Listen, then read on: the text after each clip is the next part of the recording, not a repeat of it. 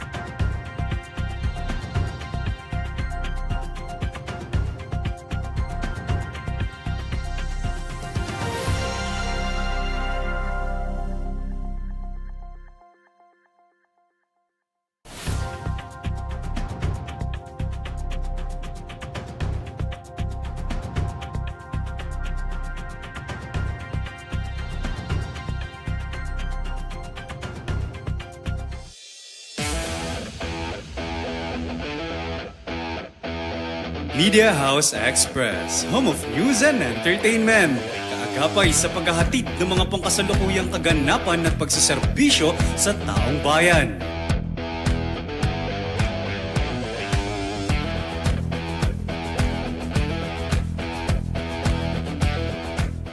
Media House Express, home of news and entertainment.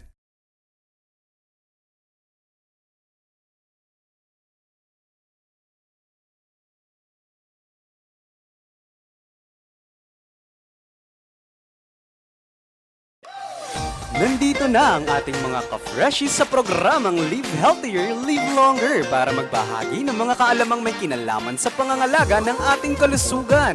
Halina at samahan natin si ka-freshie Irma and ka-freshie Val.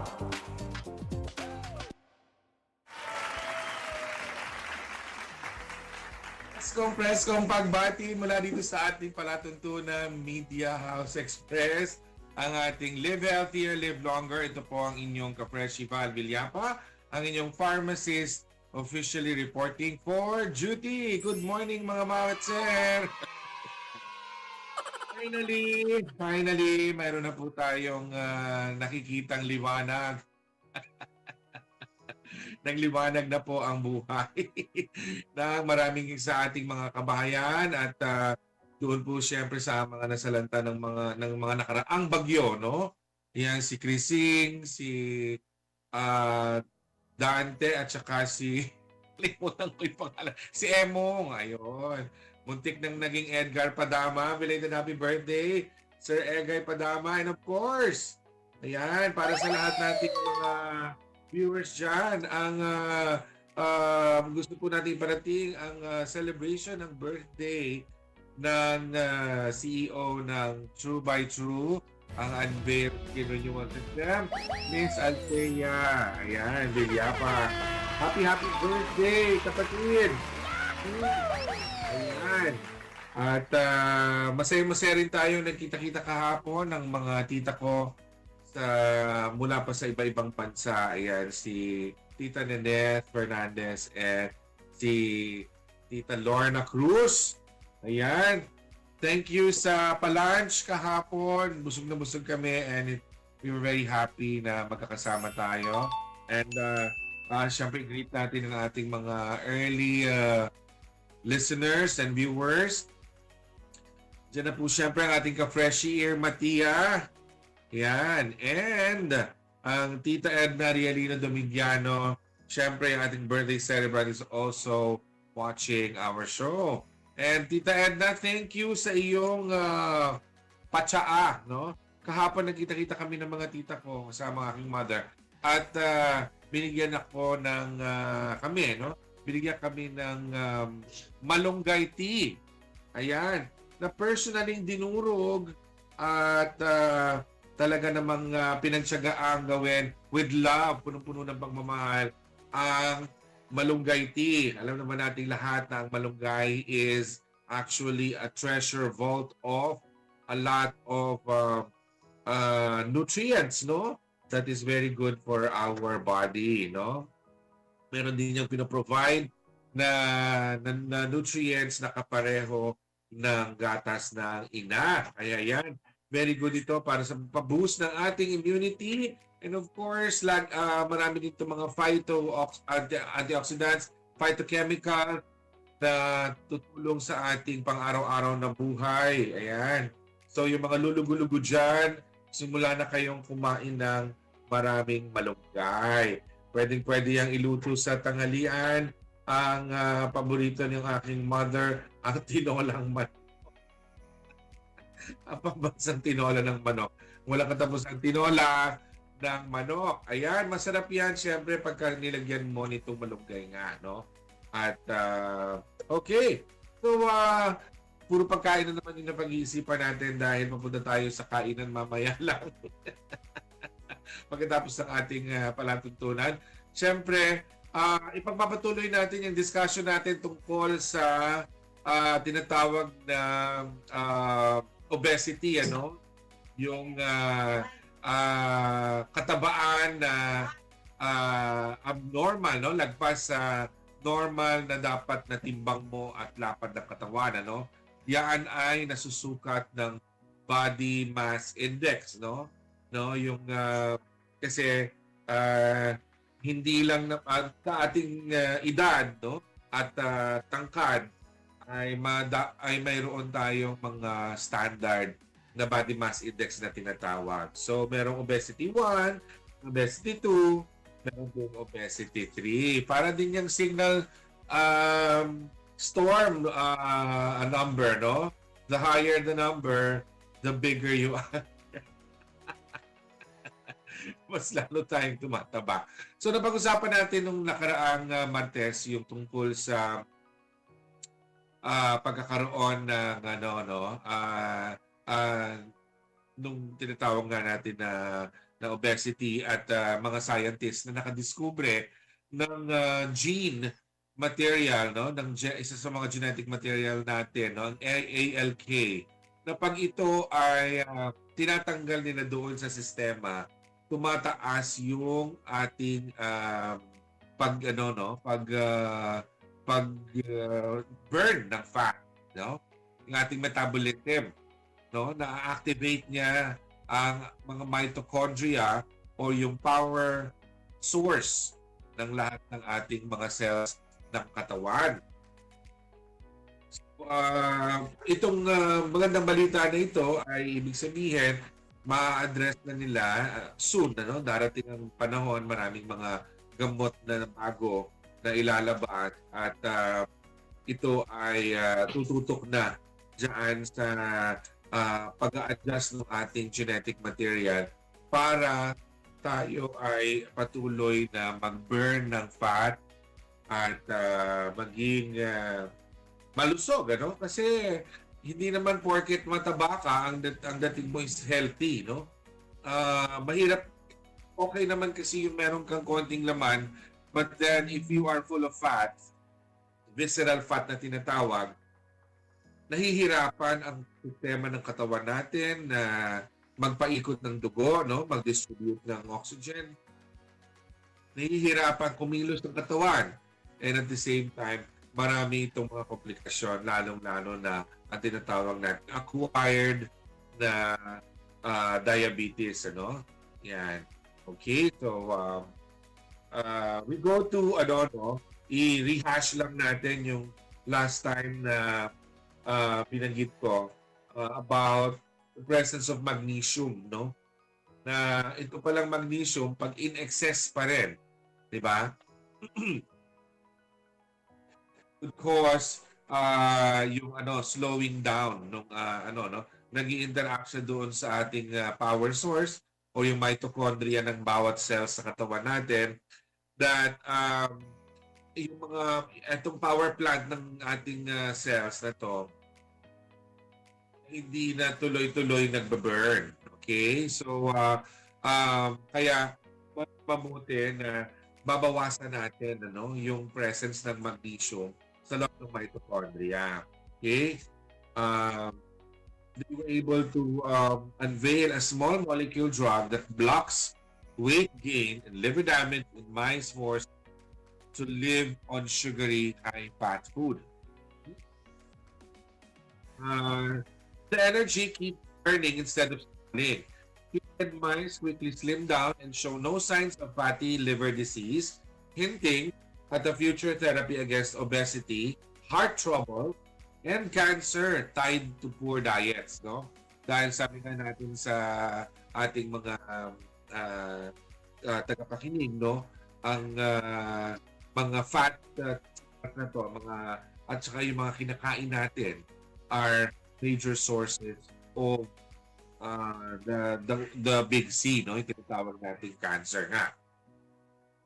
So, ito yung kagandahan ng balitang ito na nakapag-discover nga sila ng gamot na nabablock niya yung pagdami ng magnesium sa loob ng ating cells, no? Which actually hampers yung production ng pag-burn ng energy. So, instead na nakatigil lang yung ating mitochondria, hindi nagpo-produce ng energy, pagka wala yung excess magnesium sa ating mga cells, then mas nagbe-burn faster yung ating mga cells, no? So it helps na na-absorb niya yung available fat para ma-burn niya and ma-convert into energy. Yan. So the breakthrough drug fights fat and liver disease, no? These are actually researchers from UTH Health San Antonio, working with colleagues from the University of Pennsylvania and Cornell University. They created a small molecule drug that keeps mice from gaining weight or developing liver damage even when they eat a lifetime of sugary and high-fat food. Wow! Diba, lagi naman tayong magte-test muna sa mga animals. And normally, itong mga laboratory rats, yan yung ating mga mice, no? Lab mice, lab rats. Ito yung ginagamit nating initial phase ng testing ng mga ganitong gamot na dinedevelop. No? And it is very, it is actually a point of celebration that the testing that they done was able to produce positive results. And one of that, of course, is it prevents fatty liver, no? Yung fatty liver disease or liver cirrhosis. And syempre, marireduce yung ating fat, no, sa katawan, yung visceral fat. When we give this drug to the mice for a short time, they start losing weight, no? Imagine yung mga mice daw, mula nung pinalaki nila, no, mula nung baby pa yan, preparing for the test, pinalaki nila yan sa high sugary diet at saka high fat, no? High fat food. And then when they give itong medicine na ito, they started losing weight. They all become slim, no? Said PhD Dr. Madesh Muniswamy. He's a professor of medicine in the Health Science Center's Joe R. and Teresa Lozano Long School of Medicine. Okay? A drug that can reduce the risk of cardiometabolic diseases such as heart attack and stroke, and also reduce the incidence of liver cancer, which can follow fatty liver disease, and definitely will make a huge impact in the market, no? Especially in the health sector. Magnesium's hidden role in metabolism. He began by asking how magnesium shapes metabolism. The way cells make and burn energy called adenosine triphosphate, ATP, and magnesium is the body's fourth most abundant charged mineral. Vital for food sugar control, blood pressure, and bone strength. Yet the scientists discovered that an excess of magnesium inside the mitochondrial cells or the power plant shows slowing down of energy production. No? It actually puts a brake, no? Or it slows down the metabolic function of the mitochondria inside the cells of our body. It is also followed by co-lead author Travis Madaris, who is a doctoral student in the Muniswamy Laboratory at UTH Health San Antonio. When the researchers deleted MRS2, a gene that shuttles magnesium into the mitochondria, the animals burned sugar and fat more efficiently. The mice stayed lean and healthy, and liver and fat tissue showing no trace of diet-induced fatty liver disease. Yan. So, basically, yung nagta-transport ng magnesium from our source, no, body source, or nutrient source, yun yung kanilang binablock, no? Nire-remove nila yung MRS2 kasi para hindi niya na dalhin yung magnesium sa loob ng mga cells at further, no? Maapektuhan yung pagbe-burn ng sugar and fat. Yan. So yun yung reason bakit pumayat yung mind. And so kahit na ganun yung kanilang intake ng sugar and fat. Okay? So the drug, for now, actually, because syempre, this is under study by researchers, they cannot yet divulge the actual chemical makeup of this product, but they call it CPAC, no, CPAC. So CPACC. CPAC accomplishes the same thing. It restricts the amount of magnesium transfer into the power plants or the mitochondria. The experiment's result was again skinny, healthy mice. And now this CPAC medicine is actually under patent application of the drug. No?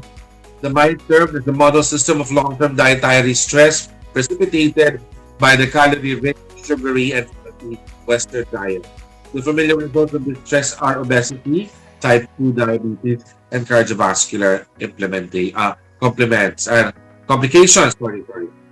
Okay, so lowering the mitochondrial magnesium mitigated the adverse effects of prolonged dietary stress, according to the researchers. Yeah. Okay, so tapos na naman yung ating mga comments, no? Yan.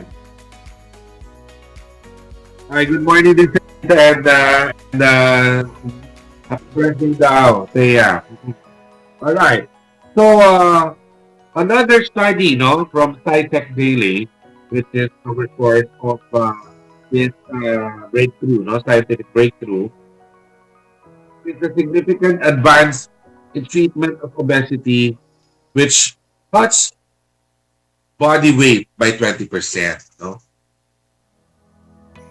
So, yung binanggit natin game changer that reduce appetite and the natural hormones. So, this is actually called semaglutide.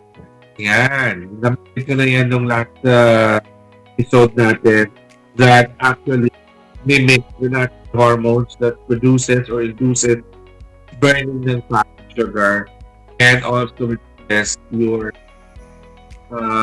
need for food, no? Ating appetite. Gana. Mawawalan tayo ng gana pag ito ang ginamit natin. This was actually tested on almost 2,000 people in 16 countries, and basically they were able to produce the result of 20%, no? 20% weight reduction while using this. Okay. So moving on, there are new developments. Is showing that testosterone therapy to treat obesity. This is actually obesity in men. There's new evidence for using testosterone therapy to treat obesity, mean weight loss of 50 pounds. Wow. That's almost more than 50 kilos. Wow, gusto ko yan, no? Kailangan natin yan, no? Dahil ang sa height na 5'10", dapat 75 kilos lang ako, no? So, with this product, makakatulong to mag-lose tayo ng more than 20 kilos. It has a mean weight loss of 50 pounds. Alright. So, good news yan. There's new research covering 11 years of data presented at the year's European and International Congress on Obesity. It shows that in obese men suffering from hypogonadism or low testosterone, testosterone injections lowers their weight and improves a wide range of other metabolic parameters. The research has been led by Dr. Farid Saad, consultant of medical affairs andrology, Bayer in Berlin, Germany, and Gulf Medical University School of Medicine, Eastman, United Arab Emirates, and colleagues. For the decade, Dr. Saad's team has presented multiple pieces of research on the effect of testosterone and other causes, including of the European Congress on obesity. In the latest updates, they provide the newest data on long-term benefits and also suggest testosterone therapy. Ayun. So they were able to collect the data from the German Registry of Men, from the urological practice based in Bremerhaven. The men all had functional hypogonadism or low testosterone. Yung hypogonadism, mababa yung testosterone level sa katawan ng mga lalaking ito, no? Without known organic cause. 471 out of 773 men, 61%, had obesity. Obese men with obesity, 276 men received the testosterone treatment, testosterone therapy. With testosterone on decanoate, a 1,000 milligram injection in the clinic every 3 months. No? Wow. Kailangan ko hanapin to. Testosterone on decanoate. For up to 11 years. No? The other 195 men opted against testosterone therapy and served as controls. The injections were administered in the doctor's office and documented. There was 100% adherence to testosterone therapy. No patients dropped out of the study. In this group, we're trying to begin with groups when compared to those of age, weight, and waist circumference, no? Sukat ng tiyan, yung timbang at edad. Fasting glucose, blood pressure, blood fat, and the quality of life to account for yung pinaka-baseline records or yung monitor nila to check yung differences between the control, ang control, yung mga hindi tumatanggap ng testosterone therapy, and those that are under therapy naman, yung other group, no? Yung nakapaturok ng testosterone way. The follow-up period was 8.8 years for the T group, for the testosterone group, 8.4 years for control. The average was 60.6 years in the T group and 3.5 years in the control group. Okay, so after 11 years of data collection in the registry, from the time they started this, no, all the patients with at least 11 years of data, the weight decreased by a mean of 23 kilograms.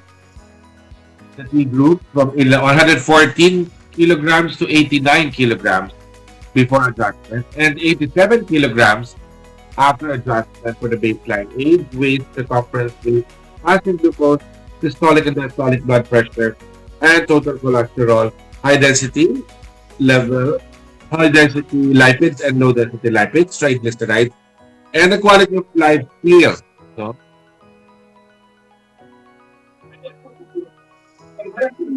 Mean weight increased by 6 kilograms in the control group. Ito yung mga hindi tumatanggap ng testosterone therapy. Nag-increase pa sila lalo ng weight by 6 kilograms.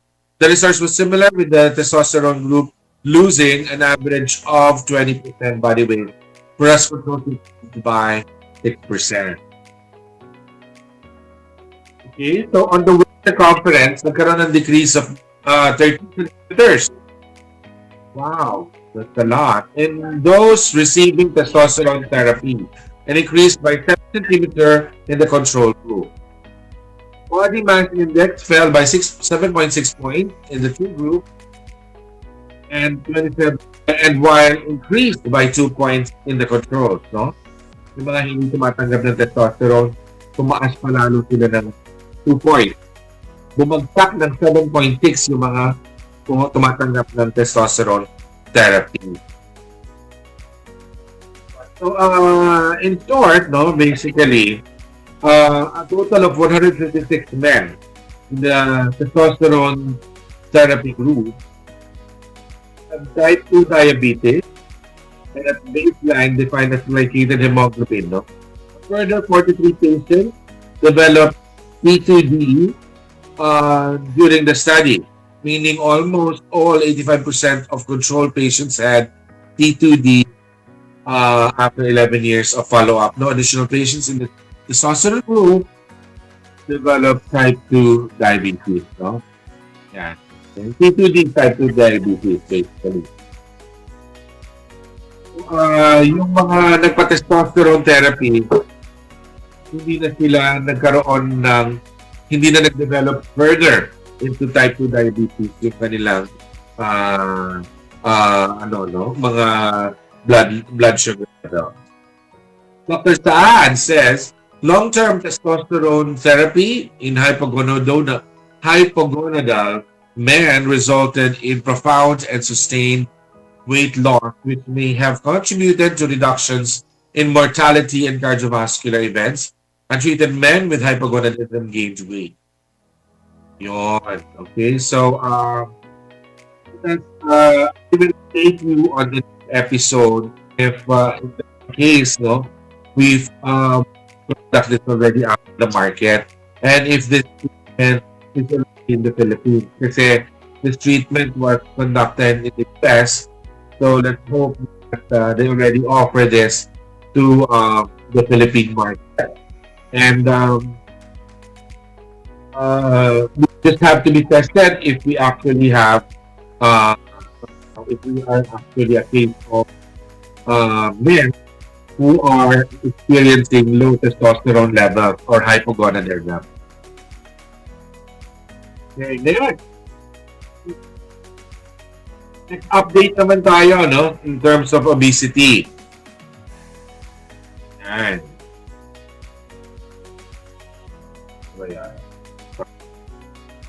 Right.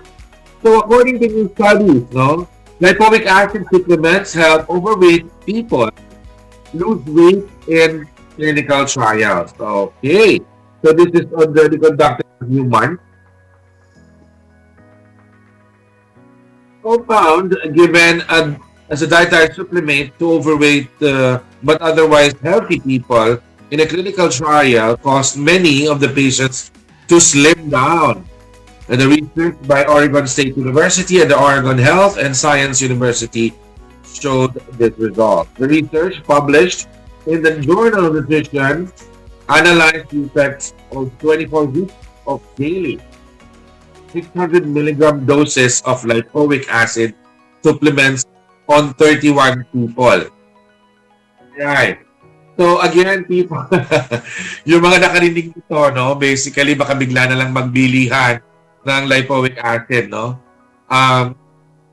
Please go to your doctors first, have yourself checked and analyzed, and you can refer to your doctor according to studies that have been conducted in the US, no? Showing that lipoic acid 100 milligrams daily, 24 weeks. Ang 24 weeks, that's basically ilang months yan.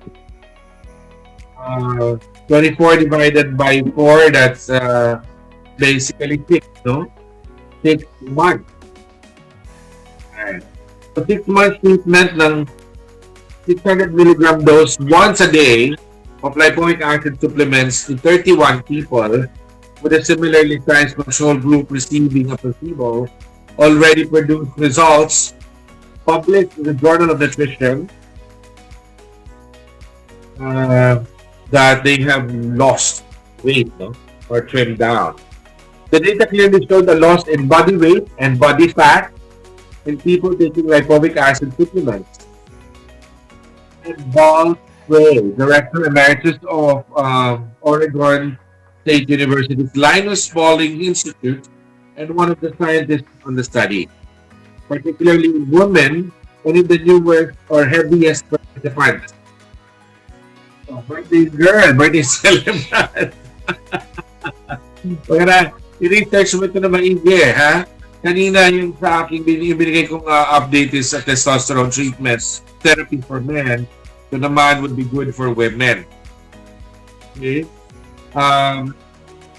So lipoic acid, basically they treated those who are already in the type 3 obese, no? Obesity 3. Produced by both plants and animals, lipoic acid sets up shop in cells of mitochondria. Okay. Lagi natin nababanggit yung mitochondria. I already told you, ang mitochondria, yan ang powerhouse or yan ang ating generator sa loob ng ating cells. Powerhouse. Yan. So, yung ating Meralco sa loob ng katawan. Yan ang supply ng energy, no? It triggers the burning of fat and sugar to energy so that we can actually move around every day. And syempre, as we survive, we need energy for our body to allow a normal functioning of all its cells and tissues and muscles. No? Okay, so it's normally attached to proteins involved in energy and amino acid metabolism. A specialized medium chain fatty acid, it's unique in heavy 2 sulfur atoms at one end of the chain, allowing for the transfer of electrons from other sources. The body generally produces enough lipoic acid to supply the enzymes whose proper function requires it. When taken as a dietary supplement, lipoic acid displays additional properties that might be unrelated to the function of the mitochondria. They include the stimulation of glucose metabolism, antioxidant defenses, anti-inflammatory responses, and making it possible complementary treatment for people with diabetes, heart disease, and age-related cognitive decline. And shout out kay Miss Vine. No?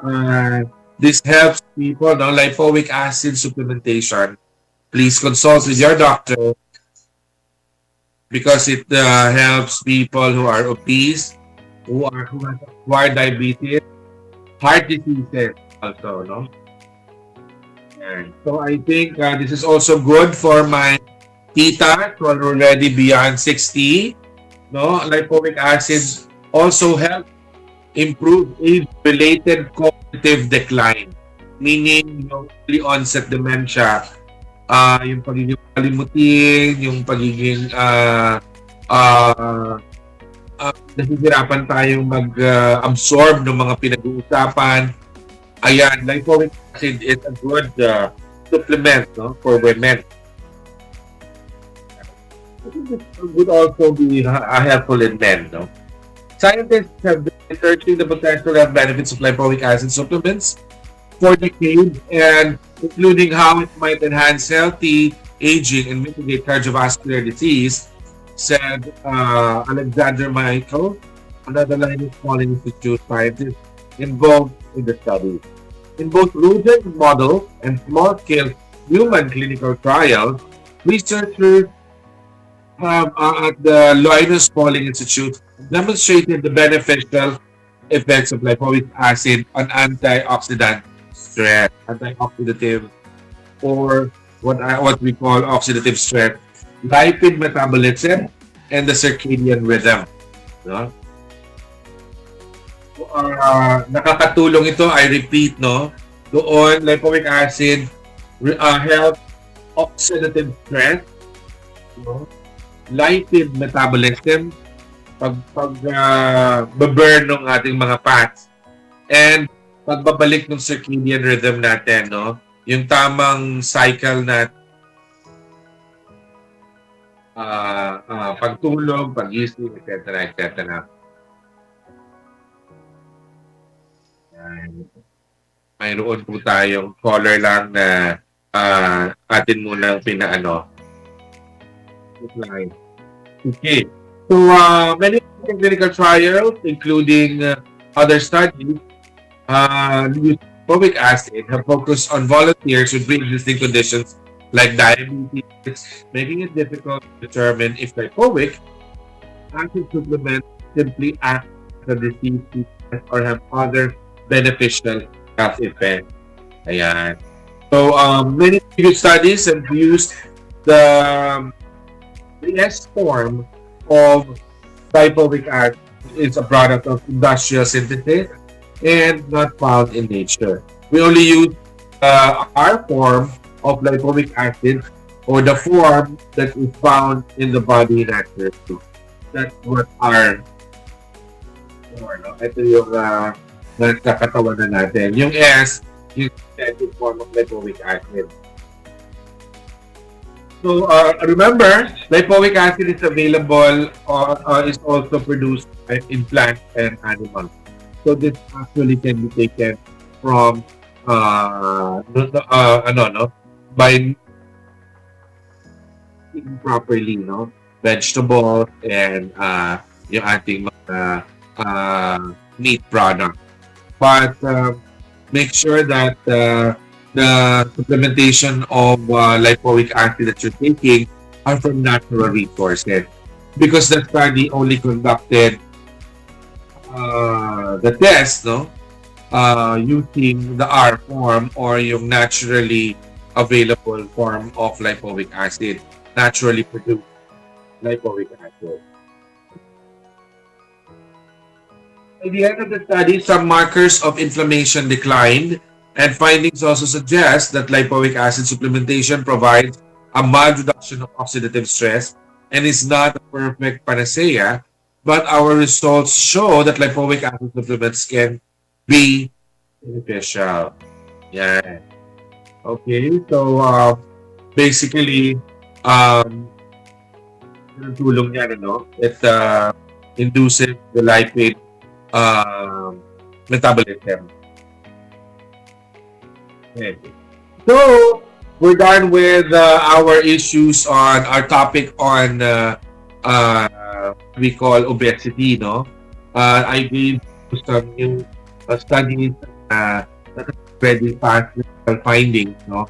it's up to us to search the market for these kinds of products. And of course, ang lagi natin advice, huwag tayong basta-basta iinom ng mga supplementation kung tayo po ay mayroon ng maintenance ng mga gamot dahil siguraduhin natin hindi ito kukontra sa epekto ng ating maintenance medicine. Remember, na pagka nag-malfunction yung maintenance medicines natin, yung ating watch out na hypertension or pag-shoot up ng blood sugar and other, if we have cardiovascular diseases, no, yung pag-thin ng blood, pag-thick ng blood, and all other things are related, no, yung pag-filter ng ating mga iniinom sa kidney, sa liver, no, anong effect ng liver niya, sa liver niya, anong effect niya sa kidney function.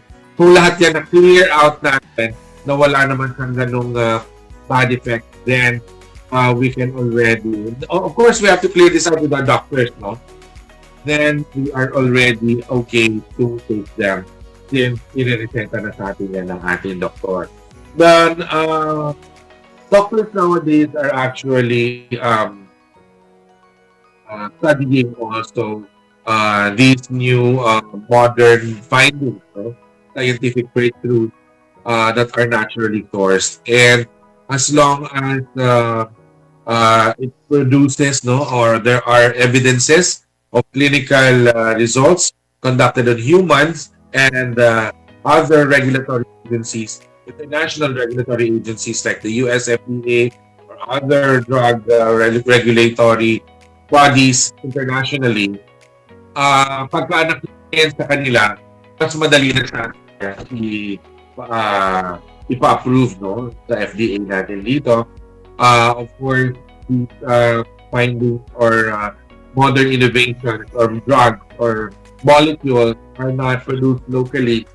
We can actually look for importers. No, there are local drug distributors or food distributors. These are classified under food supplements. There are food distributors that are accredited by the Food and Drug Authority of the Philippines, Administration of the Philippines, and if these are registered the FDA site. Sabi ko sa inyo, ita-type nyo lang fda.gov.ph. Nakapasok na kayo sa Food and Drug Administration ng Pilipinas. At pwede nyo pong i-type doon sa kanilang registered. Meron po yung mga tab, no? Kita nyo po doon, mga registered establishments, registered product. Okay? So, pagka ang produkto nyo po ay hindi gamot, ito po ay na-classify under supplement, hahanapin nyo po yung pangalan ng kumpanya sa food distributor.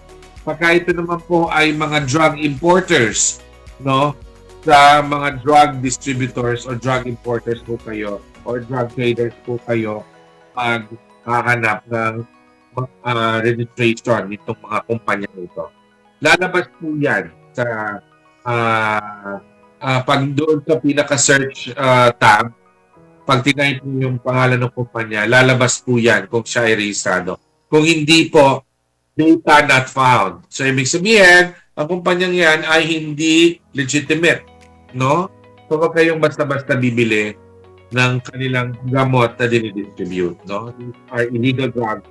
And if you find out that these are not registered products, you can report immediately, no? Habang nagsisearch ka na dyan, i-report mo na rin kay FDA kung anong pangalan ng produkto, saan mo yan nabili, at sino ang nakalagay na.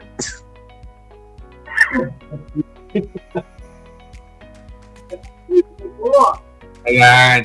Mayroong lumipad na sabang bagay siguro yon, ano? Kaya nire-reject ng ating katawan. Yan ang kagandahan ng ating body, no? When it has an allergen or something that is alien to itself, it will trigger ang pag-ubo or ang pag-vomit, katulad yan, pag-sneeze also. Kasi that's our way of releasing or removing mga unwanted particles that we are absorbing from the environment. Yeah. Right, so we're done with the lipoic acid, So ito yung mga interesting facts in summary that we discussed with you about obesity. And obesity is not something that we look forward to dahil ito ay pwedeng mangyari dahil meron tayong mga hormonal issues, no? Hormonal imbalances. That's why they use testosterone for men, no? Para dun sa mababa ang testosterone level. So, para malaman natin kung tayo na mababa ang testosterone level, have ourselves tested so that we know. And then for women, they are actually endorsing this good product, lipoic acid. Make sure it's from the natural origin. Huwag yung synthetic lipoic acid. And then also, the test that they conducted is using 600 milligrams lipoic acid natural source for 6 months, once a day.